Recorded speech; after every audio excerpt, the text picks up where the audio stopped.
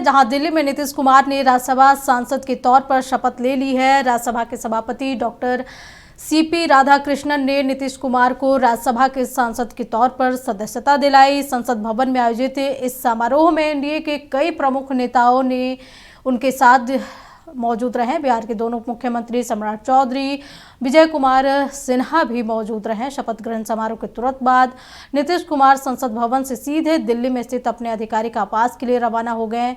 आज राज्यसभा सदस्य के तौर पर शपथ लेने के साथ ही नीतीश कुमार ने एक संसदीय रिकॉर्ड कायम कर दिया है। नीतीश कुमार अब देश के चुनिंदा नेताओं के समूह में शामिल हो गए हैं, जिन्होंने लोकसभा, राज्यसभा, विधानसभा और विधान परिषद यानी कि भारतीय लोकतंत्र के चारों सदनों का प्रतिनिधित्व किया है। ये साइन करें।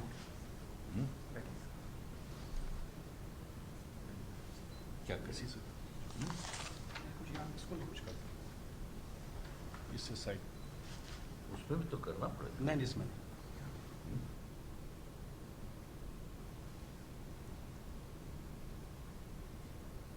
मुख्यमंत्री नीतीश कुमार राज्यसभा सदस्य की शपथ लेने के बाद जब बाहर निकले तो मीडिया कर्मियों से बातचीत की। नीतीश कुमार ने पुराने संसद भवन को प्रणाम किया और बोले कि पहले हम यही थे। देख लिए यहाँ से प्रणाम कर रहे हैं, सुन नहीं रहे। पहले तो हम यही ना थे।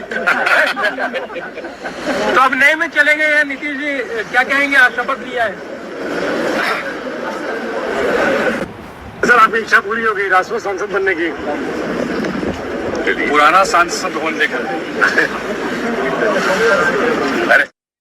इस खबर पे और अधिक जानकारी के लिए हमारे साथ बिहार स्टेट हेड मरगूब आलम जुड़े हुए हैं। मरगूब, जिस तरीके से लगातार नीतीश कुमार कब राज्यसभा के सदस्य के तौर पर शपथ लेंगे, आज वो भी दिन आ गया, राज्यसभा पद का शपथ उन्होंने ले लिया।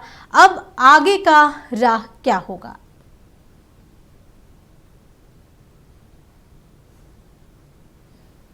नीतीश जी दिल्ली के हो गए। बिहार की इस पावन धरती को उन्होंने पॉलिटिकल तौर पर छोड़ दिया। आना जाना तो लगा रहेगा अंजना। बिहार के रहने वाले हैं, नालंदा के रहने वाले हैं, कई वर्षों तक बिहार की सेवा की है। 21वां वर्ष था उनका बिहार के मुख्यमंत्री पद के लिए, मुख्यमंत्री पद पर रहते हुए। ये सब लोगों के लिए नसीब नहीं होती है, लेकिन चले गए राज्यसभा और आज कानूनी और विधिवत तौर पर राज्यसभा के सदस्य बन गए। जैसे ही उन्होंने 12:10 पर शपथ लिया, वो कानूनी तौर पर राज्यसभा के सदस्य बन गए। अब बिहार का क्या होगा? बिहार का सिनेरियो क्या होगा? बिहार का मानचित्र क्या होगा? बिहार का राजनीतिक रसूख क्या होगा? बिहार का राजनीतिक मानचित्र में किनकी किस्मत चमकेगी? ये बड़ा सवाल है अंजना। नीतीश कुमार पटना से, दिल्ली से जैसे ही पटना आएंगे, मानो बिहार की राजनीति में तूफान आ जाएगा। तूफान, पहले सीएम हाउस पर बैठक के बाद मुख्यमंत्री नीतीश कुमार का इस्तीफा राज्यपाल को, संभावना 12 तारीख को, अगर 12 को नहीं हुआ तब 13 तारीख को किसी भी समय फर्स्ट हाफ में मुख्यमंत्री नीतीश कुमार का इस्तीफा होगा। बिहार के राज्यपाल सैयद अता हसनैन उन्हें केयर टेकर मुख्यमंत्री नियुक्त करेंगे कि जब तक नई व्यवस्था नहीं हो आप बिहार के मुख्यमंत्री पद पर बने रहेंगे। उसके बाद फिर किस्मत की चाबी खुलनी शुरू होगी। दिल्ली में बीजेपी की बैठक, पटना में जेडीयू की बैठक, पटना में बीजेपी की बैठक। कौन होगा बिहार का शहंशाह? रेस में तो कई नाम हैं, सम्राट चौधरी सबसे आगे हैं, लेकिन कहा जाता है कि बीजेपी एकाएक एक ऐसा पासा फेंकती है जिसे देख करके सब आश्चर्यचकित हो जाते हैं, चौंक जाते हैं। नायब सिंह सैनी को देख लीजिए, मोहन यादव को देख लीजिए, मध्य प्रदेश के मुख्यमंत्री को देख लीजिए। तो ये सब चीज तो मानना पड़ेगा। जब बैठकों का दौर हो जाएगा, ये भी लगाए जा सकते हैं जिस तरीके से बीजेपी, आपने कहा कि मध्य प्रदेश में हमने देखा और राजस्थान में भी देखा कि एक सबसे पीछे बैठने वाले कार्यकर्ता को उठा करके सीएम बना दिया जाता है। तो क्या जिस रेस में सम्राट चौधरी सबसे आगे चल रहे हैं और उन्हें कद्दावर नेता भी माना जाता है, कहीं उनके सीट पर तो कोई तलवार नहीं लटक रही है? नहीं अंजना, यही तो है कि ये एक तो बिहार है और ये भारतीय जनता पार्टी है।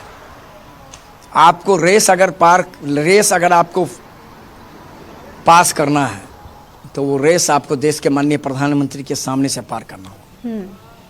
फैसला वही लेंगे। और ये कह पाना अभी कि बिहार के मुख्यमंत्री सम्राट चौधरी होंगे, पॉलिटिकल तौर पर फिट नहीं होगा। हाँ, ये जरूर है कि बहुत रेस में आ गए अन लोगों से, लेकिन कहा जाता हमेशा कहती है आराम कीजिए, किसी ऐसे व्यक्ति को ला करके खड़ा करती है जिसे जब टेलीफोन आता है तो वह भी आश्चर्यचकित हो जाता है कि मैं बिहार का मुख्यमंत्री बन रहा हूँ क्या। तो कुछ भी संभव है अंजना। हाँ, लेकिन ये जरूर है 15 तक बहुत कुछ क्लियर हो जाएगा। संभावना ये भी हो सकती है कि 15 तारीख को शपथ भी हो जाए नए मुख्यमंत्री का, क्योंकि 16-17 महिला रिजर्वेशन बिल को लेकर के संसद का सत्र है। प्रधानमंत्री से लेकर सारे मंत्री, सारे बड़े नेता वहीं रहेंगे। तो स्वाभाविक बात है कि संभावना है कि 15 तारीख तक बिहार में सब कुछ क्लियर हो जाए।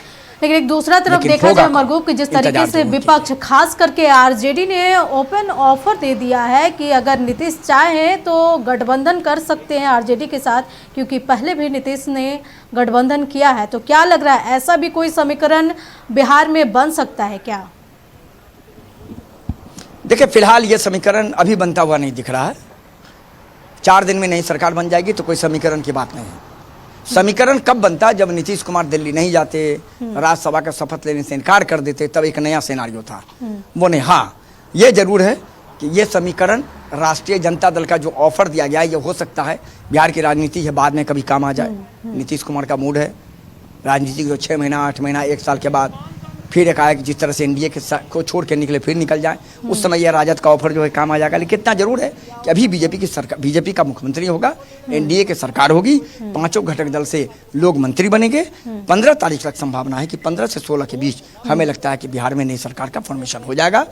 मुख्यमंत्री कौन होगा यह भी जल्दीबाजी है, लेकिन इतना मैं जरूर कहूंगा सम्राट चौधरी रेस में सबसे आगे चल रहे हैं। चलिए मरगूब, नजर बनाए रखें। तमाम जानकारी के लिए आपका बहुत बहुत शुक्रिया। तो बता दें कि राज्यसभा पद के लिए सीएम नीतीश कुमार ने शपथ ले ली है। अब देखना होगा कि बिहार की राजनीति में सबसे बड़ा सवाल कि बिहार का अगला सीएम कौन होगा, इसको लेकर के गहमागहमी है। वो 15-16 तारीख को जिस तरीके से बताया जा रहा है कि ये भी क्लियर हो जाएगा कि बीजेपी आखिर रेस में सबसे आगे चल रहे सम्राट चौधरी का नाम फाइनल करती है या फिर से कोई चौंकाने वाला चेहरा सामने आएगा।